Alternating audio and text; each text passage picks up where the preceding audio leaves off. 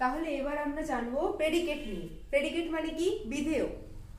So what is predicate? The predicate is a word or a group of words that denotes what is said about subject. মানে আমরা subject সম্বন্ধে যা বলবো সেটা হচ্ছে predicate. এবারে আমরা উদাহরণ দেখব। রিনা সিংস ভেরি ওয়েল। রিনা ভালো গান গায়। তাহলে আমরা আগেই দেখলাম রিনাটা কি? সাবজেক্ট, কারণ যার সম্বন্ধে বলা হচ্ছে বা বাক্যে যে ব্যক্তি বা বস্তু সম্পর্কে বলা হচ্ছে সেটা হচ্ছে সাবজেক্ট, সেটা আমরা অলরেডি জেনে গেছি। রিনা এখানে ব্যক্তি। তো এবারে এই রিনা সম্বন্ধে যা বলা হচ্ছে, কে ভালো গান গায়? রিনা। তাহলে সিংস ভেরি ওয়েল, অতএব সাবজেক্ট পার্ট ছাড়া ভার্ব থেকে শুরু হওয়া বাকি অংশটা হচ্ছে predicate.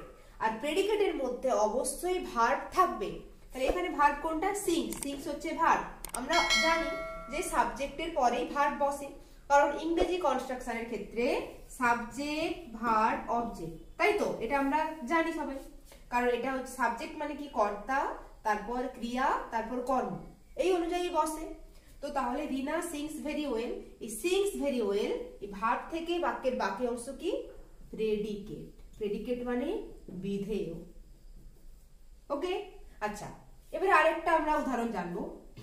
Ram and Sam are playing football. তাহলে রাম এন্ড স্যাম এটা কি বাক্যের? সাবজেক্ট, আমরা অলরেডি জেনে গেছি। এখানে আগে যেমন দেখলাম একটি ওয়ার্ডই হচ্ছে সাবজেক্ট, আবার কি হচ্ছে এখানে? গ্রুপ অফ ওয়ার্ডস, দুই বা ততোধিক শব্দ। রাম এন্ড স্যাম এই দুটো হচ্ছে সাবজেক্ট। এবার এই সাবজেক্ট সম্বন্ধে যাহা বলছি, তাহলে রাম এবং স্যাম কি করছে? তারা ফুটবল খেলছে।